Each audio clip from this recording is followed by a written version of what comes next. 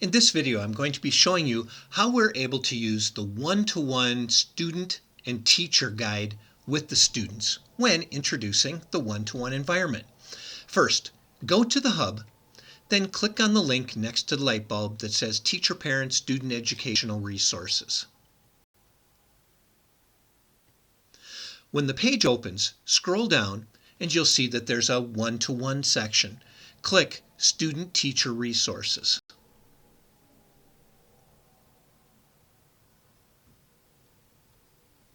On the Some More page that opens, click One-to-One Student Teacher Guide. When the guide opens, you can use the arrows on either the right side or the left side to advance through the book. When you're on the table of contents, you'll see what the contents are of each page. At the end of each page, there's a day number. The day 1 parentheses are what you're trying to accomplish on the first day that you're introducing the one-to-one devices. Then there's the day 2, there's the day 3.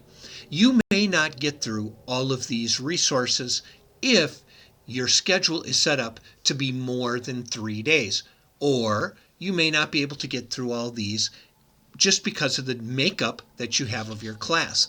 So just know this is the order we should be going through. And as you advance through the book, you'll see there's text provided on the pages. And for simplicity in your classroom, there's a link that is associated with the text. If you click that link, you'll have a tab open and an audio file will open. This initiative has been in order to be able to read this, who attend you can click that, come back, and your students will be able to follow along. Students will complete the included It works information for virtually in the all setting text and inside the complete booklet. assessments. To stop, you can come back up, you can pause, you can exit the tab, and come back to your page. We also have videos throughout the guide. When you click on the video will open and it'll Hello. start to play. My name is Kelly Simon, and I am the Director of Curriculum Instruction and Assessment for the Western Dubuque Community School District. Welcome. Then you're able to watch the videos. There's no need to have to leave the booklet while you're in it. To get back to the booklet, exit the tab, and then you can advance on through the rest of the booklet. Now in this case, there's text on the page right here, and there's a video that goes along with that text.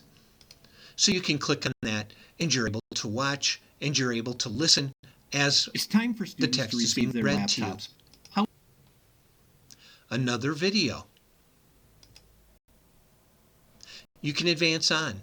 There's more audio files to read this for you. So there really isn't any reason you have to read this to the students. You can let the audio file do the work for you.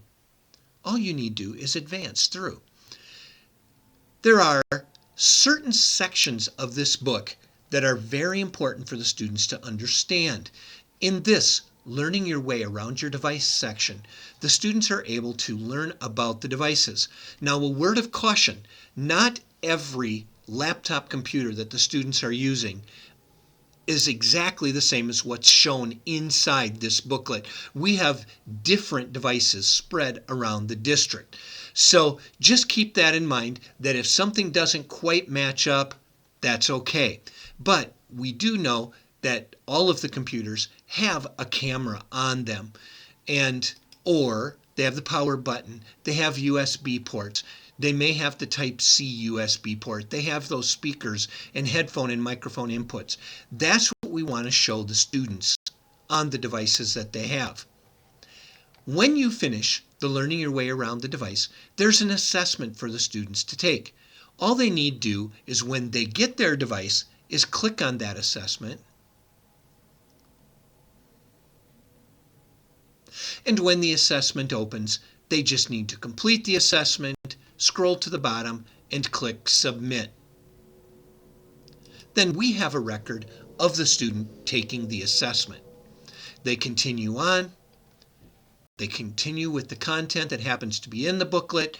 You're guiding the students through all of this in front of your classroom. And at the end of all of the district expectations, there's another assessment. The students click, they take the assessment. Then, in this particular example, we have day 2. You'll go through, click on the video. Each of these videos that you see will direct you, the students and you, through specific content that we want the students to learn. Then on your last day, there's a digital citizenship section. Have the students go through this digital citizenship, and then there's an assessment for them to take with the digital citizenship. Now, inside the top of each of these assessments, it does let the students know how many points they need to score in order to be able to pass the assessment. If the students do not pass the assessment, their name will be called and they'll be needing to retake the assessment until they do pass. It's a wonderful way to be able to go through the course and to be able to guide the students through everything that they need to be able to understand in order to use their device. Now, if you noticed, inside our SMORE page, there is a parent-student guide, and there's also a Right to Waive Technology access form. This is for the parents or the guardians to be able to use. When they click on it, they can download this page that appears. They can sign everything that happens beyond this page, and then the student needs to bring it back to school to have proof that the parents or the guardian said that they do not receive a device. It also is inside that student booklet underneath the Right to Waive Access to Laptop Outside of School Hours section. And they just click on it, and it again will open up the Right to Waive Access form. And that's how you're able to walk through with the students the content that's in the one-to-one booklet.